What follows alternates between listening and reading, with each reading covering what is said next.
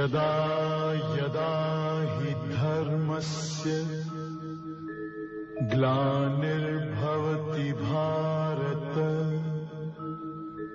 अभ्युत्थानम् अधर्मस्य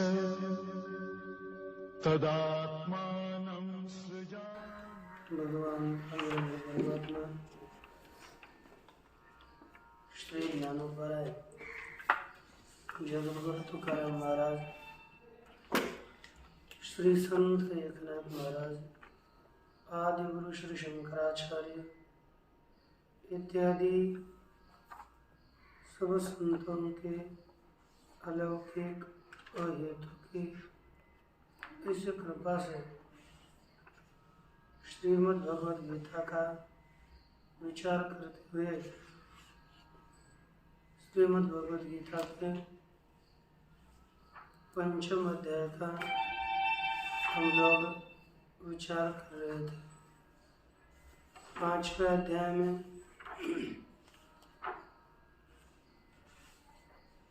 विचार करते हुए क्रमशः हम लोगों ने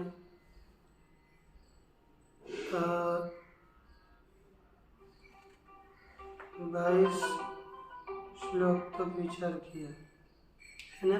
25। अब हम लोग इसके आगे विचार करेंगे। देखिए, किंच काम क्रोध वियुक्तानां यथेनां यथा चेतसाम् अभितो ब्रह्म निर्वाणम् वर्तते विदितात्मनाम् काम क्रोध वियुक्तानां यतचेतसाम् विदितात्मनां यतीनां ब्रह्म निर्वाणम् अभितः वर्तते। तो अभितः ब्रह्म निर्वाणम् वर्तते। अर्थ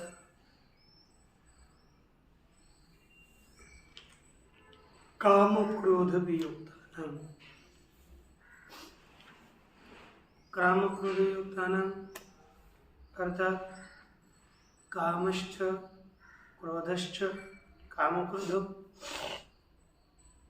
ताभ्यां वियुक्ताः ते काम क्रोध वियुक्ताः तेषां काम क्रोध वियुक्ताः।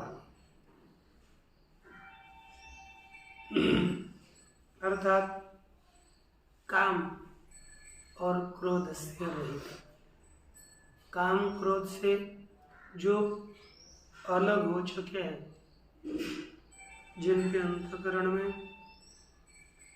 काम वासना और क्रोध की उर्मी नहीं है, ऐसे यत चेतसाम काम क्रोध रहित हो गए।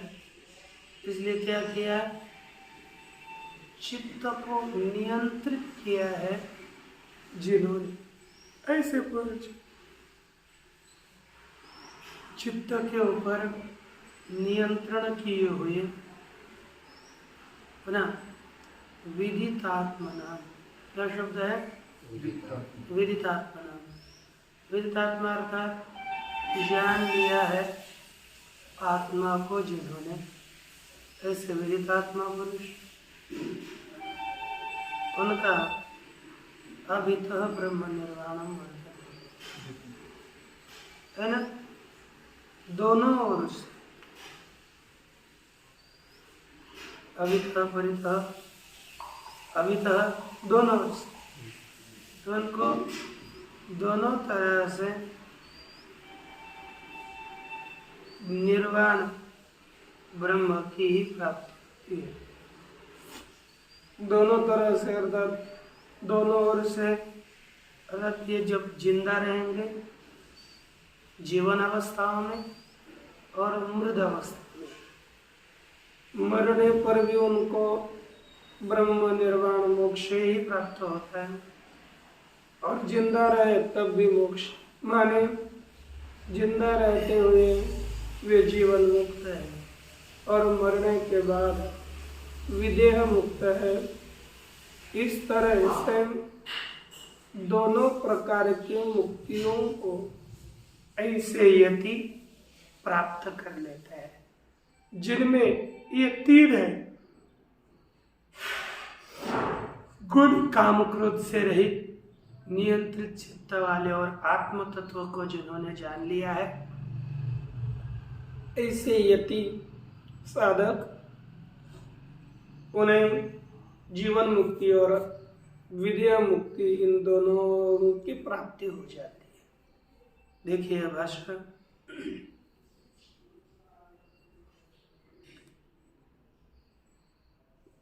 पूर्व श्लोक में काम क्रोध इत्यादियों को सहन करना चाहिए ये बताया था। अब भी उन्हें काम क्रोध को जिन्होंने सहन किया है, ऐसे साधकों को मिलने वाले फल का कथन प्रस्तुत श्लोक में कर रहे हैं।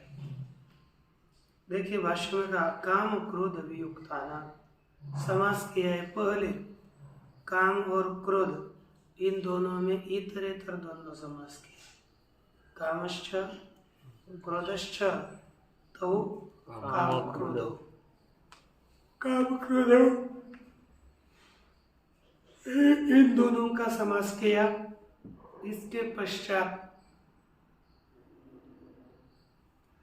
काम क्रोधो, अब इतरेतर द्वंद्व होने के बाद तत्पुरुष समास किया।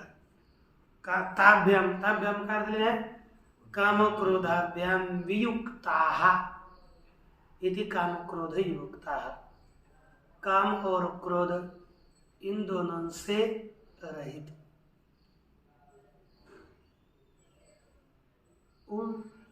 और उसके षष्ठी का बहुवचन है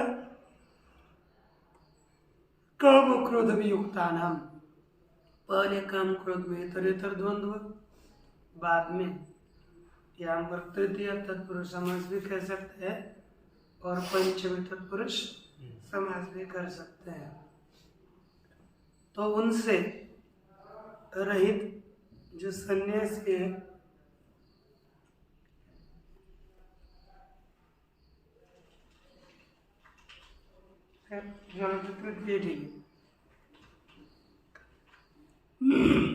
ऐसे जो यति सन्यासी नाम सन्यासियों का, पुनः उनके लिए दूसरा विशेषण दिया यतचेतसाम। यतचेत, चेतस अर्थात अंतकरण, यत अर्थात नियंत्रित है अंतकरण जिनका, ऐसे संयत अंतकरणाना, नियंत्रित है अंतकरण जिनका, ऐसे संयत अंतकरण वाले पुरुष उनको उभयतः, उभयत अर्थात जीवतामृतानंच, जिंदा रहते हुए और मरे हुए, उनको ब्रह्म निर्वाणम अर्थात मोक्ष विद्यते, उनको ब्रह्म निर्वाण की प्राप्ति होती है, माने मोक्ष की प्राप्ति हो जाती है। अच्छा, विदितात्मना, विदितः ज्ञातः आत्मा ईशान्ते विदितात्मना तेषां विदितात्मना, जान लिया है आत्मा को जिन्होंने, ऐसे विदित आत्मा पुरुष, उनको इस मोक्ष की प्राप्ति हो जाती है। अब देखो, विदिता ज्ञाता आत्मा है शांति विदित आत्मा है ना, विदितार्थात ज्ञात, ज्ञात माने जान लिया है। आत्मा, आत्मा को ऐशाम जान लिया, आत्मा जिनका, ऐसे विविध आत्मा है जिनके आत्मा को जान लिया है। विशेष चाहिए था यही ही, ऐशाम की जगह पर यही पाठ, जिन्होंने जान लिया है ये जाएगा। लेकिन अब क्या हो गया, जिनके आत्मा को जान लिया है, तो जानने वाला दूसरा है क्या, जिनके, ये भी हो सकता है। स्वयं ने थोड़ा संदेहग्रस्त बोध होने लगा ये, ठीक है। लेकिन जिनके आत्मा को जान लिया, जिन्होंने आत्मा को जान लिया, ये ठीक लगता है। ऐसे विदित आत्मा है, तेषाम विदित आत्मना,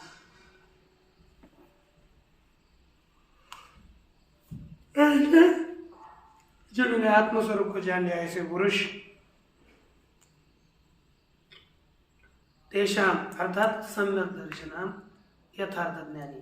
इस श्लोक का सरल अर्थ क्या हो गया है, जिन्होंने काम क्रोध के ऊपर नियंत्रण किया है, काम क्रोध से रहित हुए हैं, चिंतक अंतकरण को जिन्होंने नियंत्रित किया है, ऐसे तत्वज्ञानी, विदित आत्मा अर्थात तत्वज्ञानी सन्यासियों को दोनों ओर से मोक्ष की, जीवन मुक्ति और विदेह मुक्ति की प्राप्ति होती है, इतना सरल अर्थ है। कभी कभी क्या होता है, भाष्य को पढ़ने के बाद समझ में नहीं आता, पहले तो समझ में रहता है, बाद में, क्योंकि ऐसा क्या है ना, भाष्य शब्दशः उसका बस व्याख्यान करता है, अन्वय नहीं करता, इसलिए समझ में नहीं आता है, क्योंकि लगता है कि विदित आत्मा नाम छोड़ दिया, क्या कुछ समझ में नहीं आया। तो पीछे उसका भाष्य का अन्वय करके अपने को बुद्धि में रखना है। भाष्य क्या बताया, प्रत्येक शब्द का अर्थ, अन्वय हमें दिमाग में रखना है, अन्वय अपने को करना है। भाष्य में अन्वय नहीं किया, इसलिए अर्थ थोड़ा अलग सा लग सकता है। अब आगे देखिए, वृत्तम अनुद्य उत्तर श्लोक त्रय से तात्पर्य। अब आगे के जो तीनों श्लोक है, पीछे का अनुवाद करेंगे और भगवत भाष्य का आगे के श्लोक का तात्पर्य बताने जा रहे हैं। देखिए, सम्यक दर्शन निष्ठानाम सन्यासीनाम सद्यो मुक्ति उक्ता। अब क्या बताया, सम्यक दर्शन निष्ठा, यथार्थ ज्ञान, सम्यक माने यथार्थ, दर्शन अर्थात ज्ञान, निष्ठा अर्थात यथार्थ ज्ञान में निष्ठा है जिनकी, ऐसे जो सन्यासी है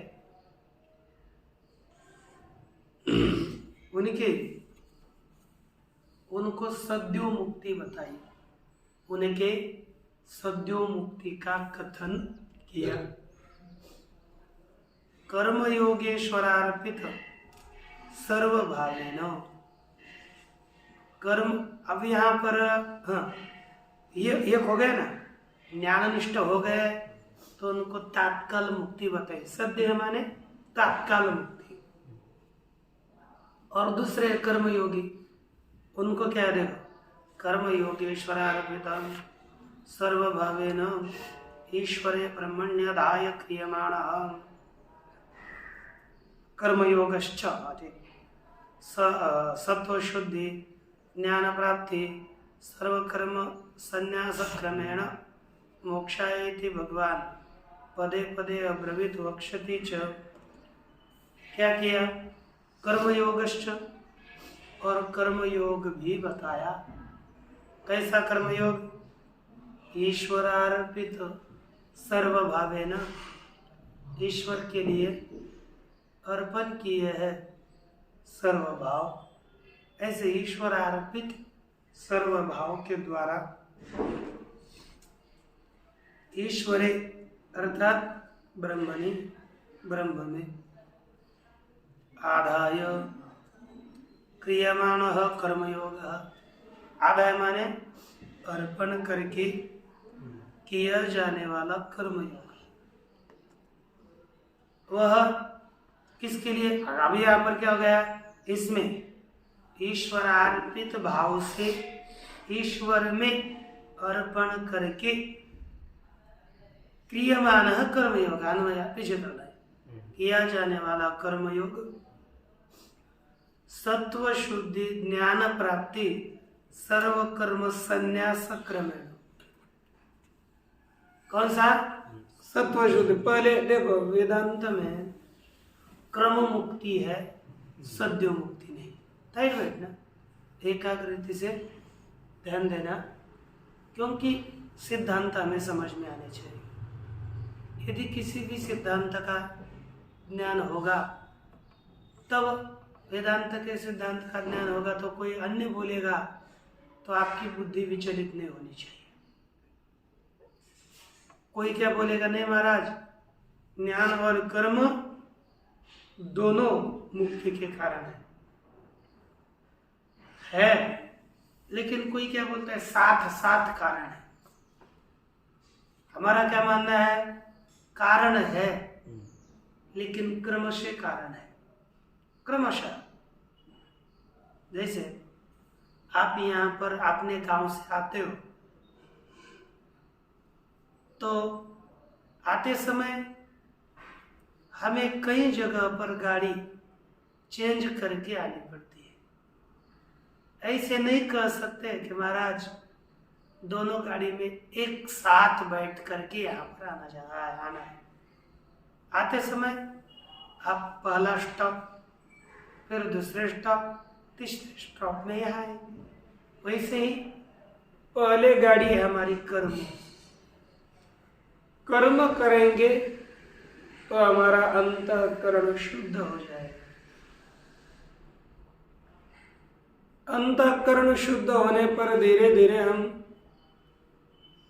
अब पहली गाड़ी खत्म हो गई, उसका स्टॉप कहाँ तक है? अंतःकरण शुद्धि। कर्म कुछ नहीं करेगा, बस चित्त से शुद्ध है कर्म, इतना ही है। न तो वस्तुपलब्ध है, अंतःकरण की शुद्धि मात्र कर्म से होती है कि नहीं? और उसका कोई भी प्रयोजन नहीं है। तत्पश्चात कर्म होने के बाद अंतःकरण शुद्ध होगा। अंतःकरण को स्थिर करना है। अंतःकरण के स्थिरता के लिए उपासना है। उपासना से देखो, हम कुछ भी करें, आप हाथ से कम से 10 मिनट निकाल सकते हो, मिल जाएंगे आपको कि नहीं मिल पाएंगे पूरे दिन में, अपने लिए, खुद के लिए। तो केवल 10 मिनट, आज से ज़्यादा मत करना, 10 मिनट ही आप एकदम शांत ध्यान करना। और देखिए, जैसे आप लोगों को उच्छृंखलता, बालक की ये भूमिका ज़्यादा है। कोई यदि साधना कर रहा हो, कोई जप कर रहा हो, कोई ध्यान कर रहा हो, कोई पढ़ रहा हो, इससे बचिए कि आप उसमें डिस्टर्ब ना करें। यदि आप उसमें कभी डिस्टर्ब करेंगे ज़्यादा, हाँ, यदि काम अर्जन है, उसके बिना हो नहीं सकता, तो हम उनको बताएं तो ठीक है। लेकिन जब कर रहे हैं ना, तब कभी भी उसमें आप अड़थड़ा उत्पन्न करने का प्रयास मत करिए। यदि आप उसमें अवरोध निर्माण करेंगे तो सब पाप आपको लगेगा, और आपकी जो शास्त्र की पारमार्थ की प्रवृत्ति है वो कम हो सकती है। इसलिए ध्यान दीजिए, परमार्थ में कभी भी किसी की भी साधना को अवरुद्ध नहीं करना, अपनी शांतता ज़्यादा बढ़ाने। नहीं तो हम चलते उत्कर्ष के लिए और हमारा नाश हो रहा है। हम आए थे घर में किस हिसाब से, और जा रहे हैं कि हिसाब से हम कर रहे हैं साधना, नहीं कर रहे ऐसी बात नहीं, करते हैं ना कुछ कुछ, लेकिन हम अपराध ज्यादा करते हैं और साधना कम करते हैं, इसीलिए उत्कर्ष नहीं हो पाता। कोई साधना थोड़ा ही करता है लेकिन उनका उत्कर्ष दिखता है, हम ज्यादा करते हैं तो उत्कर्ष नहीं दिखता। इसका कारण है अपने अपराध। देखिए, आपने घड़े को फोड़ दिया और ऊपर से पानी भर रहे हो, कब भरेगा? कभी भी नहीं ना। इसलिए पहले देखो, आप 10 दिन में एक घड़ा डालो पानी का और घड़ा फुल भरा हुआ है, यानी उसको छिद्र नहीं है, तो आप घड़ा फुल भरेगा। लेकिन आप घड़े को छिद्र करके रखा है और आप प्रतिदिन पानी भर रहे हो, नहीं प्रतिदिन नहीं, तुरंत जाकर पानी भर रहे हो, नित्य नित्य निरंतर, तो भी किसी के बाप के भरने से घड़ा नहीं भरेगा। इसलिए पहले दोषों से बचना चाहिए और फिर अपना विहित कर्म करके अंतकरण शुद्धि, उपासना इत्यादि करनी चाहिए। फिर देखो अपना क्या प्रउत्कर्ष बनता है, अपने आप में कितना आनंद रहता है। इस संसार की ओर देखोगे, देखो संसार से निर्लज्ज हो जाओ। संसार की लाज कभी नहीं पकड़नी, लाज पकड़नी है परमार्थ की। संसार को देखो, हमको लाज किस कहती है? ये लोग हमें ऐसे कहेंगे, है कि नहीं, यही आती है लाज। लेकिन उस लाज से करेंगे तो संत महात्माओं से हमें लाजना पड़ेगा, उनसे खफा होना पड़ेगा, वो हमारे ऊपर दुखी क्यों न हो जाए, अब कृपा न कर दे। यदि किसी महात्मा की, संत की अवकृपा हुई तो समझ लेना सबसे बड़ी अवकृपा वही है, बाद में कोई नहीं। संसार की अवकृपा नहीं, किसी महात्मा की अवकृपा कभी प्राप्त नहीं करना। कभी भी महात्मा देखा तो हमें प्रणाम करना चाहिए, हमें उनका आदर आतिथ्य करना चाहिए, कभी भी हमें उनसे इस शिष्टता का व्यवहार नहीं करना चाहिए, नहीं तो अपना नाश होता है। ये ध्यान दीजिए। अब देखिए, ये कर्म पहले अंतकरण को शुद्ध करता है, फिर अंतकरण शुद्ध हो गया तो गुरु उपदेश होगा बाद में, तो फिर में ज्ञान प्राप्ति होगी। ज्ञान प्राप्ति के पश्चात सर्व कर्मों का संन्यास होगा। इस क्रम से मोक्ष के लिए कारण है। वो तो अंतकरण शुद्ध करते हैं, लेकिन बाद में गुरु तेरे उपदेश से ज्ञान, यह क्रम मुक्ति के साधन है। क्रम से मुक्ति देने वाले हैं। इति भगवान पदे पदे अब्रवीत, ऐसा भगवान ने वारंवार कहा, प्रत्येक पदों में कहा। वक्षति, और आगे भी कर्म से भी क्रमशः मोक्ष होता है, यह कहेंगे। अत इदानीं ध्यान योगम सम्यक दर्शनस्य अंतरंगम विस्तरेण वक्ष्यामि इति। कहते अथ, अब, इसके अनंतर, अब, इदानीं माने अब, ध्यान योगम क्या अर्थात? ध्यान योग को, ये ध्यान योग कैसा है? सम्यक दर्शनस्य अंतरंगम साधन। इसका सम्यक दर्शन माने यथार्थ ज्ञान। ध्यान दीजिए, यथार्थ ज्ञान का ध्यान कैसा साधन है? अंतरंग साधन। कैसा? अंतरंग साधन है। इस अंतरंग साधन को विस्तरेण वक्ष्यामि इति, विस्तार से बताऊंगा। इस हेतु से भगवान पदे पदे अब्रवीत, भगवान ने प्रत्येक पद में कहा। और अच्छा, वक्ष्यामि इति बताऊंगा, तस्य सूत्र स्थानीयान श्लोकानुपदिशति स्म, उसी के सूत्र स्थानीय अर्थात ध्यान योग का सूत्र रूपी श्लोकों को उपदेश कर रहे, बता रहे। देखेंगे आगे। इसमें किया था ऐसा मत करो, उपदेश कर रहे हैं। अतः भगवान भाष्यकार जी लिख रहे हैं तो भगवान ने उपदेश किया था पहले, और अब मैं इसकी व्याख्या कर रहा हूं, तो भगवान भाष्यकार का वाक्य होगा। तो देखिए, स्पर्शान् कृत्वा बहिर्बाह्यांश चक्षुश्चैवान्तरे भ्रुवो प्राणापानौ समो कृत्वा नासाभ्यन्तरचारिणौ। देखिए, कहते हैं कि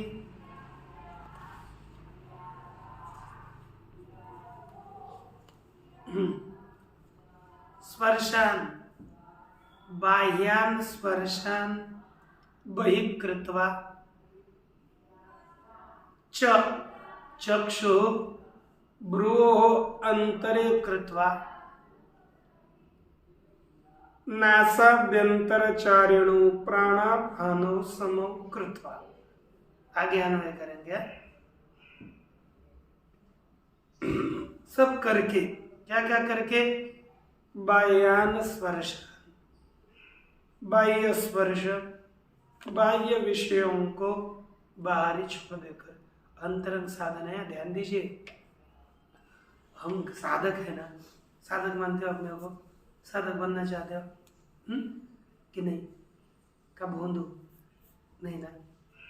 साधक यदि देखो, पहले हमें, अब विद्यार्थी बोलना छोड़ दीजिए, अपने को साधक कहिए सभी। अब हमारे विद्यार्थी इतने हैं, इसके अपेक्षा से हम भी छोड़ देंगे। साधक शब्द उसके लिए अधिक अच्छा है। हम साधना के लिए आए, तो साधक है ये अपने आप को पहले मैं साधक हूं, मुझे साधना करनी है, ये भावना पहले जागृत करिए। मैं साधक हूं और मेरे सहपाठी, मेरे गुरु बंधु भी ये साधक ही है। ऐसी वृत्ति निर्माण करिए और अपने आप को साधक है तो मैं साधक पहले अपने आप को बनाया ना, फिर हम साधना करेंगे, फिर साधना के लिए प्रवृत्त होंगे। बस साधना मुझे करनी है, मुझे भगवत प्राप्ति करनी है, मुझे अपने जीवन का उत्कर्ष करना है, इस भावना को जगाइए। और यही होगा ना, तब हम साधना में प्रवृत्त होकर अपने जीवन के उत्कर्ष के लिए प्रयास कर सकेंगे। फिर क्या कहा? साधक करेंगे, उसके लिए अंतरंग साधन क्या है? बाह्य विषयों को छोड़ दीजिए। बाह्यान विषयान स्पर्शान, स्पर्श अर्थात विषय, बाह्य स्पर्शों को अर्थात विषयों को बाहर करके उनको श्रोत्रादि इंद्रियों के द्वारा अंदर मत लाइए, छोड़ दीजिए उनको। अर्थात विषयों को ग्रहण मत करिए, उनको अंदर कभी हम देखने के लिए चले जाते हैं, लेकिन विषयों को अंदर जितना हम लाएंगे उतना माल मटेरियल अंदर का भरा पड़ेगा। इसलिए बाह्य विषयों को बाहर करके और नित्य निरंतर अपनी वृत्ति होती है ना, ध्यान करो, समझो आपको पहले आरंभ करना है तो भ्रुवो हो चक्षु भ्रुवो आंतरे कृत्वा, चक्षु को अपने रोके, ऐसे ऊपर में देखिए, लेकिन वैसे नाक के इस अग्रभाग को आप देख सकते हो, देखो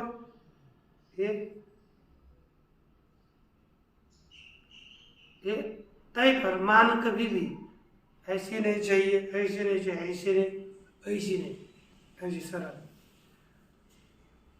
और भुवों को यहाँ पर केंद्रित करिए। यदि हम आँख बंद करेंगे तो ध्यान कभी भी यहाँ लगाइए। अभी इससे मन एकाग्र तुरंत होगा। हृदय में बताया है, लेकिन यहाँ के सहस्राकार चक्र में भी ध्यान, हम आँख भी बंद करें तो भगवान परमात्मा यहाँ पर स्थित है। भगवान श्री कृष्ण, भगवान परमात्मा विद्यमान है, ऐसा चिंतन करिए। यदि नहीं हो रहा तो आगे फोटो रखिए, फोटो फिर इधर उधर हो गया, पुनः देखिए, पुनः रखिए, पुनः देखिए, प्रयास करिए। और नासाभ्यंतर चारिणम, नाक के अंदर विचरण करने वाले प्राण और अपान, इन दोनों को समान करके, प्राणापानो समो कृत्वा, प्राण और अपान को समान करके। देखिए भाष्य, स्पर्शान, खड़े होकर बंद कर देना, क्या करके, स्पर्शान शब्दादीन विषयान, शब्दादि विषयों को क्या करके, कृत्वा बहिर्बाह्यान, बाह्य विषयों को बाहर ही करके, श्रोत्रादि द्वारेण अंतर्बुद्धो प्रवेशिता, श्रोत्र इत्यादि इंद्रियों के द्वारा अंदर बुद्धि में प्रवेश कराए गए, बुद्धि के अंदर प्रविष्ट हुए उन विषयों को बाहर प्रवेशिता है, शब्दादय विषय, प्रवेश किए गए जो शब्दादि विषय है उन्हें तान अचिंतयतः, उनका चिंतन न करते हुए, बाह्य बहिरेव कृत्वा कृता भवन्ति, बाह्य विषय बाहर ही किए हुए ऐसा होता है, तान एवं बहिः कृत्वा, उन विषयों को इस प्रकार बाहर के बाहर ही करके, चक्षुचैवांतरे भ्रुवो कृत्वा, और चक्षु को भ्रुव के बीच में करके, इति कृत्वा इति अनुसज्जते, अर्थात उसकी अनुवृत्ति की जाती है। तथा प्राणापानौ नासाभ्यंतरचारिणौ समो कृत्वा, उसी प्रकार नाक के अंदर विचरण करने वाले प्राण और अपान, इन दोनों को समान करके मनुष्य को कैसा होना चाहिए, तो आगे श्लोक लिखा है, यतेन्द्रिय मनोबुद्धिर मुनिर्मोक्षपरायणः विगतेच्छा भयक्रोधो यः सदा मुक्त एव सः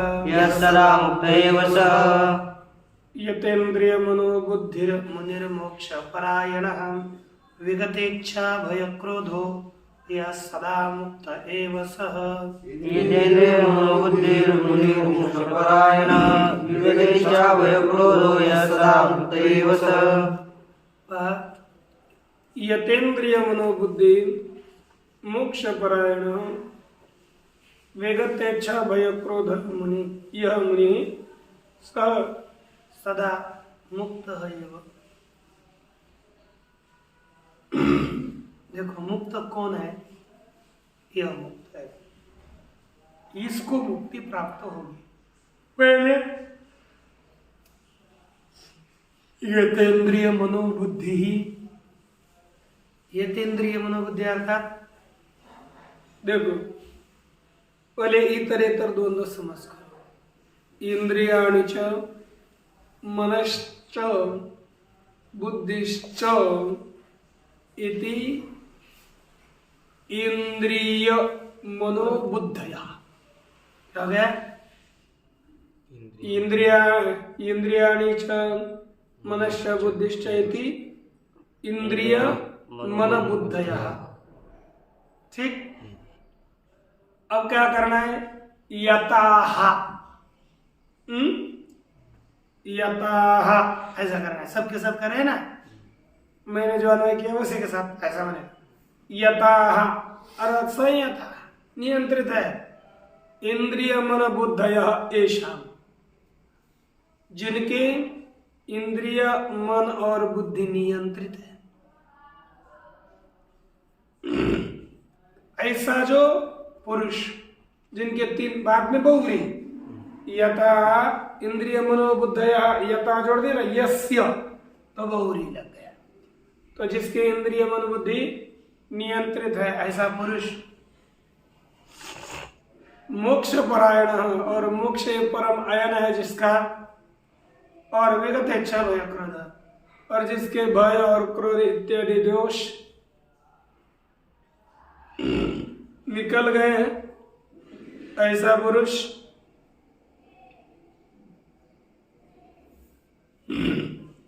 मुनि ही, ऐसा मुनि क्या हो गया, सदा मुक्त एवं, ऐसा जो मुनि वह सदा मुक्त है। ये दोष निकालने तो हम मुक्त हो गए, यही समझ लेना। देखिए भाषा, यतेंद्रिय मनोबुद्धि यह पद है जिसके मन इंद्रिय और बुद्धि ये नियंत्रित है। अब यतानी जो पहला पद दिया ना, यतानी किसके कारण दिया, इंद्रियों के कारण। यतानी संयतानी इंद्रियानी, नियंत्रित किए हैं इंद्रिया मन बुद्धिश्च यस्य, मन और बुद्धि जिसके, स यतेंद्रिय मनोबुद्धि, वह नियंत्रित मन बुद्धि वाला पुरुष मननाद मुनि, मनन करने से मुनि है। ठीक ना। अब देखो मुनि माने सन्यासी, मोक्ष परायण, मोक्ष ही मोक्ष एवं परम अयनम परागतिर्य, मोक्ष ही परम अयन परम गति परम प्राप्त है जिसका, स्वयं मोक्ष बुद्ध परायण मुनि भवे, वह मोक्ष परायण वाला मुनि है।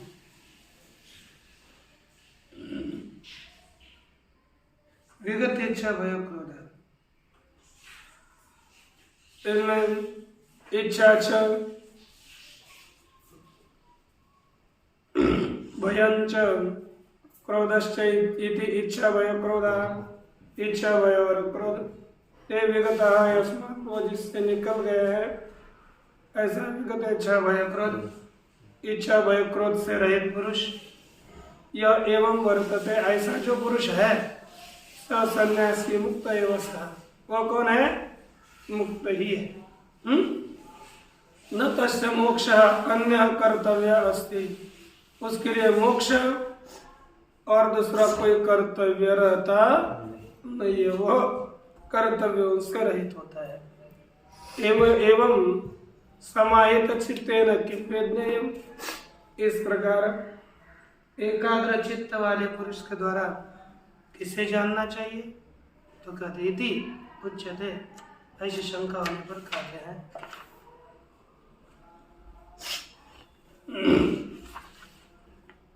सुहृदं सर्वभूतान भोक्तारं यज्ञ तपसां, भोक्तारं यज्ञ तपसां, सर्वलोक महेश्वरं, सर्वलोक महेश्वरं, भोक्तारं यज्ञ तपसां, सर्वलोक महेश्वरं, भोक्तारं यज्ञ तपसां, सर्वलोक महेश्वरं, सुहृदं सर्वभूतानां, सुहृदं सर्वभूतानां, सुहृदं सर्वभूतानां, सुहृदं सर्वभूतानां, ज्ञात्वा मां शान्तिमृच्छति, ज्ञात्वा मां शान्तिमृच्छति, सुहृदं सर्वभूतानां, सुहृदं सर्वभूतानां ज्ञात्वा मां शान्तिमृच्छति, सुहृदं सर्वभूतानां, ज्ञात्वा मां शान्तिमृच्छति, भोक्तारं यज्ञ तपसां, सर्वलोक महेश्वरं, सुहृदं सर्वभूतानां, ज्ञात्वा मां शान्तिमृच्छति, भोक्तारं यज्ञ तपसां, सर्वलोक महेश्वरं, सुहृदं सर्वभूतानां, ज्ञात्वा मां शान्तिमृच्छति। देखिए, सर्व यज्ञ तपसाम भोक्तारम, यज्ञ और तप के भोक्ता को कौन, सर्वलोक महेश्वरम, सभी लोगों के महान ईश्वर ऐसे मुझको, सर्वभूतानां सुहृद, सभी भूतों के जो सुहृद है उन्हें ज्ञात्वा जान करके माम शांतिम पृच्छति, मुझ शांति को, यानी सर्वभूतों के स्वरूप, सर्वभूतों का स्वरूप जो मैं है ना, ऐसे मुझको जान करके शांति की प्राप्ति होती है। तो भाषा देखो, शांति की प्राप्ति कब होगी? तो सबके स्वरूप ऐसे मुझे जानकर, भगवान के ज्ञान से ही शांति की प्राप्ति होती है। देखो, भोक्तारम किनके का यज्ञ तपसाम, यज्ञ तपसाम अर्थात यज्ञानाम तपानाम च, यज्ञ और तपों का भोक्ता। कर्तृत्व रूपेण देवता रूपेण, कर्तृत्व रूप से और देवता रूप से सर्वलोक महेश्वर, सभी लोगों के जो महेश्वर है। तो देखो, सर्वेशाम लोकानाम महानतम ईश्वर स्वलोक महेश्वर, सर्वेशाम सभी लोगों के महानतम अतिशय महान जो ईश्वर है, ऐसे मुझे स्वरुदम सर्वभूतानाम, सर्वभूता अर्थात सर्व प्राणियों के जो स्वरुद, ऐसे स्वरुद्र मुझे प्रत्युपकार निरपेक्षतया उपकारिण, स्वरूप क्यों कहा? प्रत्युपकार की अपेक्षा न रहते हुए उपकार करने वाला है कि नहीं?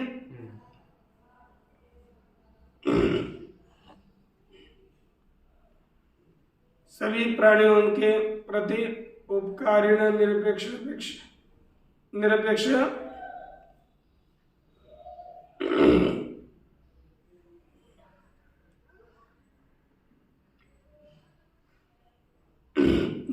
रूप से निर्देश उपकार करने वाले को, सर्वभूतानां हृदये शयन, सभी भूतों के हृदय में शयन करने वाले, सर्व कर्म फलाध्यक्षम, सभी कर्म फलों के जो अध्यक्ष है, मालक है, सर्व प्रत्यय साक्षिणों, सभी ज्ञानों के जो साक्षी, ऐसे मुझ मान नारायणम ज्ञात्वा, मुझ नारायण को जान करके शांतिम सर्व संसारोपरतिम, सभी प्रकार के संसार से उपरति को रुच्छति प्राप्त कर लेता है। यदि इस तरह से श्रीमद परमहंस परिव्राजकाचार्य श्रीमद गोविंद भगवान पूज्यपाद शिष्य से श्रीमद शंकर भगवत कृतौ श्रीमद भागवत श्रीमद भगवद गीता भाष्य कर्म संन्यास योग नाम पंचमोत्सव। ओम पूर्णमदः पूर्णमिदं पूर्णात् पूर्णमुदच्यते पूर्णस्य पूर्णमादाय पूर्णमेवावशिष्यते।